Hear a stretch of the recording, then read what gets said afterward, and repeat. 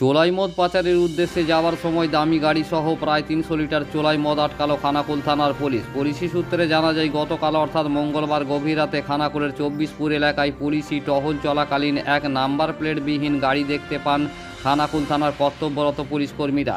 পুলিশকে দেখে গাড়িতে থাকা ব্যক্তিরা চম্পট দেয় বলে জানা যায়। পুলিশি সন্দেহ হওয়ায় গাড়িটি তল্লাশি চালিয়ে প্রায় 300 লিটার চোলাই মদ উদ্ধার করে খানাকুল থানার পুলিশ। ঘটনায় গাড়িটিকে আটক করা হয়। ঘটনাকে কেন্দ্র করে নির্দিষ্ট ধারায় মামলা রুজু করা হয় বলে জানা যায়। ওই গাড়িতে করে কারা ও কোথায় চোলাই মদ পাচার করছিল খানাকুল থানার পুলিশ তা তদন্তে নেমেছে বলে জানা গেছে। দেখুন বিস্তারিত।